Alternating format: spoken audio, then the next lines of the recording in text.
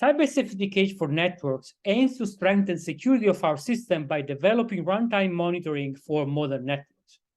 This is a joint project between KTH, which is represented by Cyril Harto, and myself, I am Roberto Guanciale, and University of Illinois.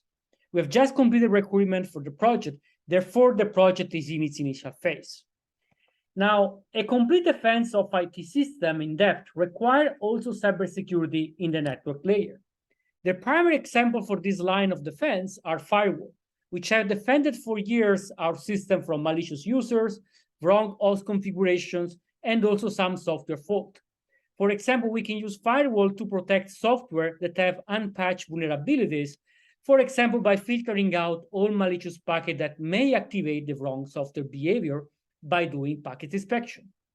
Just as another example, a typical firewall rules may say that host A and host B can exchange packet only after that the TCP connection has been initiated by A, accepted by B, and until this connection has been closed. Now, today network offer both challenge and opportunities. First, network has become programmable. That means that the control plane software can reconfigure the network and its policy dynamically. Therefore, it is basically impossible to enforce security by manually configuring dozens of firewalls in a data center while the network is constantly changing. For instance, imagine a simple policy which requires connection to be established before exchanging packet, what we have seen before basically, and the cloud infrastructure where a virtual machine is lively migrated from host B to host C. Now the control plane must have to reconfigure the network to address this, and the security policy must be updated. Also, the state of the system must be properly migrated if we want that to keep the connection between the client and the virtual machine to perform a live migration and not close down all the existing connections. Now, this makes really hard to understand if a network is respecting a global policy, and it also makes even hard to define such policy. Now, second, the packet forwarding, that is basically data plane, is also programmable today and exploits specialized hardware accelerator. This means that in theory, we could implement arbitrary monitor activities that can look at the network traffic in real time and make decisions to enforce security. Finally, the network itself may be rented out, similarly to the cloud paradigm where we rent out computational nodes. Therefore, part of the network control plane and data plane may be controlled by customer that may be entrusted and have different security objectives than the one of the infrastructure owner. Now, we plan to address these challenges and use this opportunity by building a sort of safety cage around the network, similar to what is used for industrial robots. The cage must be tailored to the network so that it can protect it from external threats, but also confine its behavior within well-defined boundaries. Now, to build such a cage, we need to solve two problems. First, we must define the shape of the cage, that is the network model, basically. And that is clearly different for different networks. And as we have seen before, can also be dynamically changed since the network can evolve.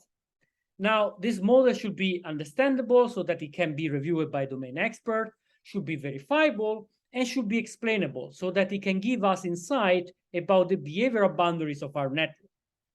Then we must build the actual cage, that is basically a runtime monitor. Here, speed is critical because no one wants a cage that can slow down our next generation network.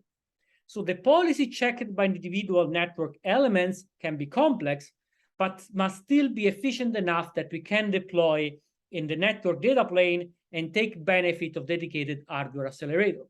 That also means that the actual enforcement or monitoring has to be done distributedly, right? We can't expect to centralize everything and have a single point of decision. Now, to fulfill this requirement, we have decided to use temporal models for the network. These, for example, temporal logic, event structure, or PatriNet allow us to explain network behavior in terms of history of actions that are accepted. These models also allow us to debug diverging actions since they permit us to pinpoint the part of the model or rules that is violated and potentially identify which alternative history of events may have led the network to allow the faulty actions. Now, for example, here I have a really simple Petri net that describes the scenario that I described before. So a connection first must be established. Then only after the connection has been established, well, here there could be some other events, but we allow host A and B to exchange packet. The connection may be closed, but after migration, right after that the virtual machine is migrated from B to C, then the communication is only allowed between A and C, right?